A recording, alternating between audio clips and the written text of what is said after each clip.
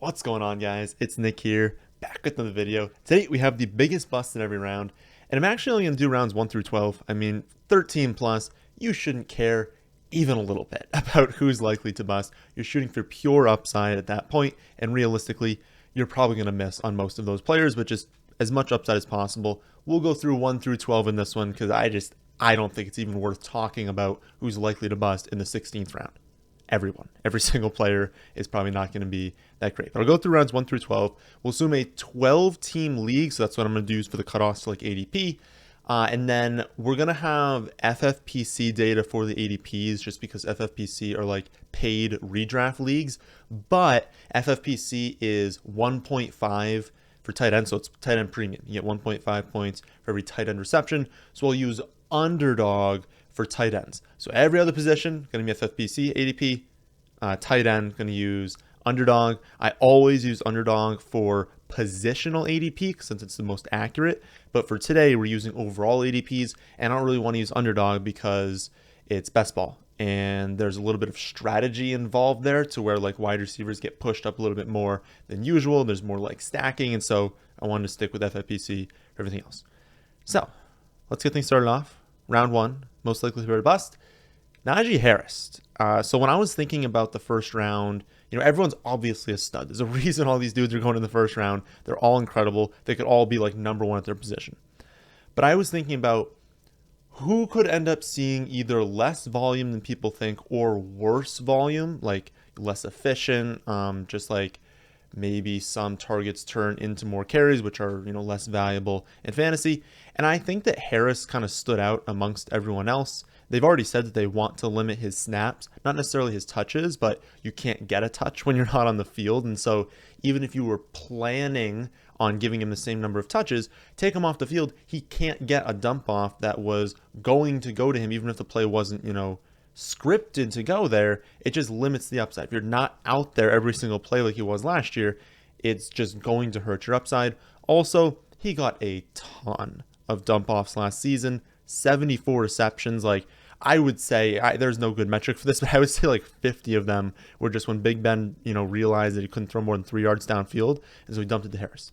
So many times, Big Ben would drop back, look downfield, and be like, "Oh, I can't throw that far," and he would just throw a little dump off to Najee Harris. That's not going to happen as much this season with likely Trubisky for most of the year. And also Trubisky's a mobile quarterback. And so a lot of those carries are going to turn, or all of those dump offs are going to turn into carries. Not as good for Harris. He's also coming off the board at pick 7 on a lot of sites. I mean, that's just such a tough spot for him to be. I think it's a little bit too aggressive. It's basically forcing him to be a top 5 running back to pay off that ADP. So obviously a great pick, but I think there are risk factors that people are kind of just like overlooking because he played in every game last season, because he was a rookie. Now he's going to be incredible, but I don't know. There's reason to think this offense isn't going to be like fantastic for him, and it was just set up beautifully last year, not set up as well this year, and he's going earlier. Second round, most likely to bust. I think it's got to be Saquon. I mean, he comes off the board mid to late second round, and I talked a lot about him on the Tuesday live stream. I've talked about him on some of the mock draft Mondays, and I actually do think like teams that can start off with Jonathan Taylor or McCaffrey in round 1 and can then back that up with Saquon in round 2, I think that's a really sharp way to start your draft because you're unlocking a ceiling of having the top 2 running backs by a wide margin. And you could just like win the league. I mean, if you drafted like say CMC and Saquon and they end up 1-2 in like a full PPR format and you got them first and second round, you're probably going to win the championship. It doesn't even matter what else you do in the rest of your draft. But with that being said, I'm not overlooking the risk here. He suffered multiple injuries, multiple like major injuries these last few years. And even when he's been healthy, he has disappointed. When he's been fully healthy, he's still been really, really good. But, he's been playing through these injuries. He just hasn't been good in a number of years. And while I think the Giants are going to be much better this season and going to surprise people, I think that. I don't know that. And so if there's a chance that they're still bad, there's a chance that Daniel Jones is bad, there's a chance that he can't stay healthy, there's a chance that he's regressed as a player through all these injuries. Like, all of those are chances that happen. And when you look around at the ADPs of everyone else, fantastic players. There are phenomenal players all throughout the second round, even into the third round. And so it's not like he's being drafted among scrubs. If he was going in the 7th round, it'd be like, okay, I don't even care. Like, obviously, he's going to be better than these guys. 2nd round, there's still really, really good talent. And so I think he's a great pick if you can get him and pair him with like a Taylor or CMC. But he's probably the riskiest pick. And so if you make the pick, you probably want to be taking players you are guaranteeing are going to be good after that. In round 3, most likely bust, is actually Josh Allen. Just because of how early he goes, he's a mid-round pick on every site, but he's actually an early 3rd round pick on some. I've seen him go in the late 2nd round. You guys have seen the research I did over the offseason. It is very clear that you shouldn't be taking a quarterback that early. We kind of have a rule, no quarterback in the top 3 rounds. If you got a great value in the 4th round, that's fine, but we're really starting to look in the 5th round and really targeting quarterback in round 6 through 9 really, but round 10 is also fine, especially if someone, from round 6, 7, 8, 9 fall into round 10, round 11. But in a 1 quarterback league, that's not 6 points per passing touchdown.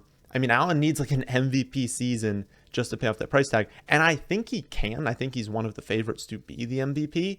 And I think he's going to have an awesome season. And I have him ranked as a quarterback 1. But that doesn't mean I want to take him in like the early to mid 3rd round. There are really, really good options still on the board. And think about what else you could get. Like, even if rankings have him in that range, well, you know what else rankings have is like Hurts, Burrow in the 6th, Wilson, Brady, Dak in the 7th, Lance Stafford in the 8th, Rodgers 9th, Cousins 10th. Like, there are so many awesome quarterbacks.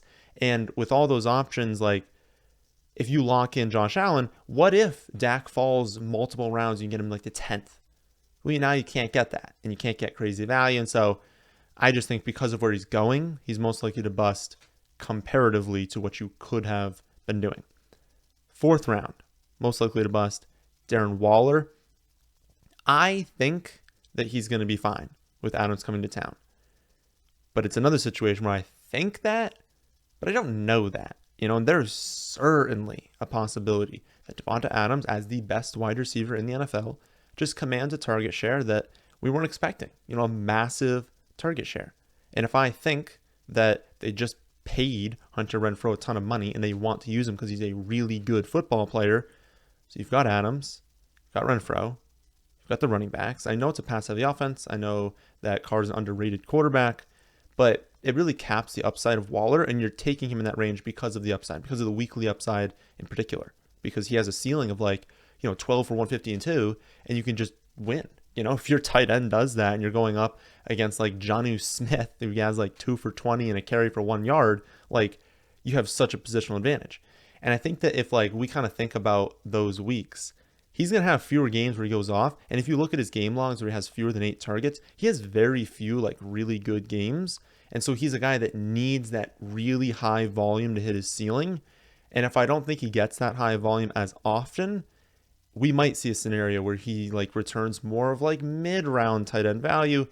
And if you take him in the 4th, you're just missing like if he was going in like the late 5th, the 6th round, it'd be fine. But the 4th round is right at the end of those like running backs and wide receivers who are really, really good. It's like right at the end of that tier.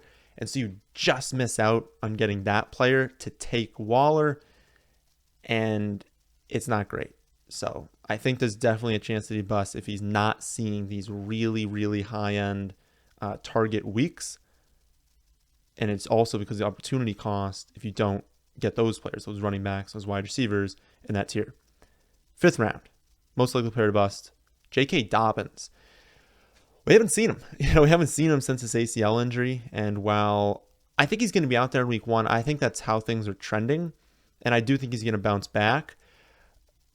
There's a chance that, given like what we know right now, Gus has been better in his recovery. There's a chance that like Dobbins is a little bit slow to start the season, and Gus is just really good. And so I talked about this kind of last week, how that gap between Dobbins and Gus is like really wide right now, and it probably shouldn't be, given how good Gus Edwards is. And especially for those of you who aren't playing in standard, which is most of you, he's not going to catch passes. And so even if Dobbins is back to 100%, well, Gus is still there. Lamar doesn't throw to running backs. And so unless Dobbins is getting super lucky with touchdowns, even if he manages to be 100% to start the season, I'd much rather have a wide receiver in this range. This is a really, really sharp range to target wide receiver. Fantastic options in this range.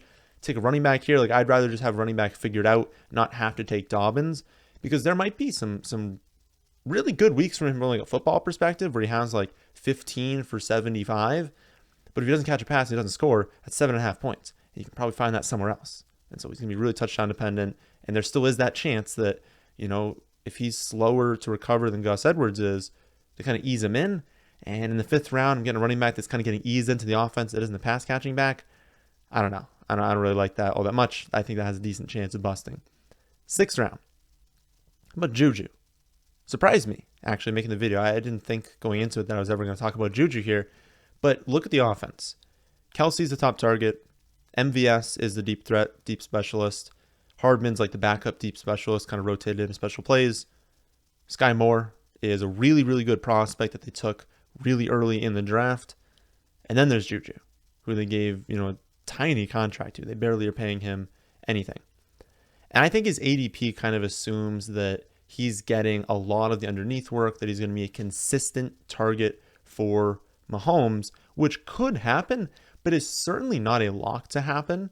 And if he's definitely not being used deep and definitely won't see as much work as Kelsey and is of less value to the organization than Sky Moore, they gave up way more to get more, you can start to see a world where he's only getting like 5 to 6 targets per game and he's basically like an expensive Tyler Boyd. And so I don't really want to be drafting like fancy Tyler Boyd in the 6th round. So definitely a chance of busting if he performs like that, because it's not like we're expecting him to have like 15 touchdowns. And he's not going to have those weeks where he has, monster reception totals if, Kelsey's active and the running backs are there and they have all these other players. And it's like, it might just be Tyler Boyd. 7th round, Michael Thomas. We all know the upside. Obviously, we've seen it happen. But this man has taken multiple years to recover from this ankle injury. No longer has Drew Brees a quarterback and has more competition than ever with Olave and Jarvis Landry in town. I mean, I trash Jarvis Landry at times because I think, he's a relatively overrated player in fantasy. But he's still a good football player, and he's still going to command a target share. And you got him commanding a target share. You've got Olave, who they gave up the world to acquire. Like, they are in love with Olave, and he's a good prospect. It's like that's a decent amount of competition. That's more competition than he's had in recent years, and it's not with Drew Brees. It's with Winston. Now, if he comes into camp this summer and just crushes, like there's reports where he is the clear-cut alpha, that it is no one else, it is him, I'll reconsider this take. But I don't think we're going to see it from Slantman this year, and so definitely the most likely to bust in round 7, given that we have literally not seen him in years.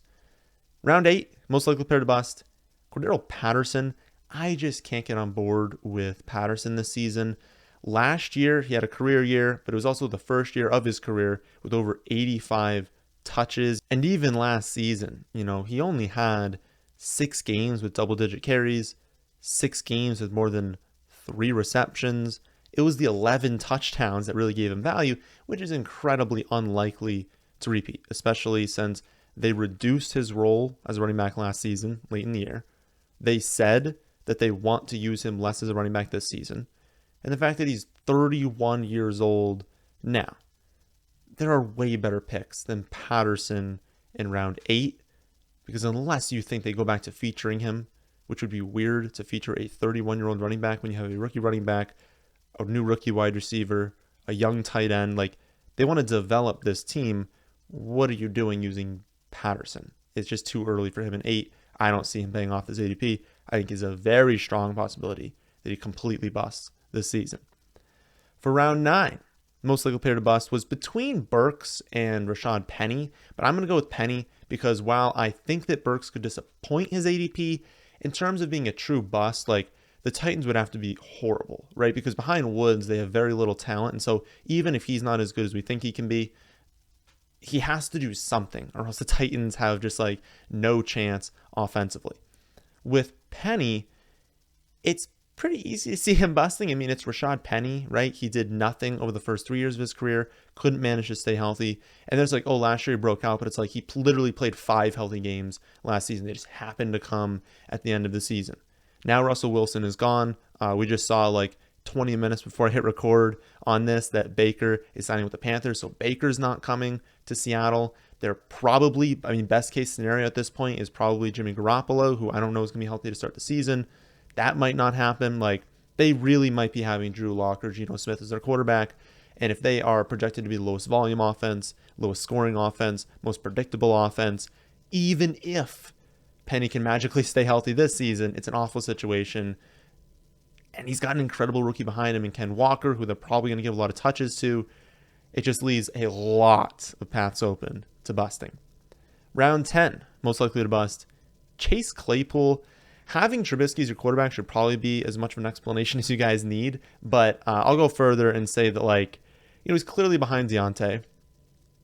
Pickens is a really high-end talent that I think could very easily push Claypool for snaps, like, early in the season, not even by the end of the season. Like, in week 1, he can be pushing him for snaps. Add in Fairmouth, add in Harris getting volume, and it's pretty easy to see a path for Claypool getting like 4 to 5 targets a week. He's not an efficient wide receiver. Like, I just don't see it. Like, I honestly think if you told me which is more likely, that he's going to be a start-worthy option for people in their fantasy teams, like even in the flex, or he'll be on free agency by the midway point of the season, I would say he'd be on free agency in the midway point of the season. That would be my guess. Round 11, most likely to bust, Mike Gesicki. He's going to have a difficult time, I think, in this new offense, putting up like consistent numbers. He's a really athletic receiver, a really good pass catcher. So like, I think he can post some spike weeks, but I don't see a scenario where every week you're like, oh, got to start Gesicki.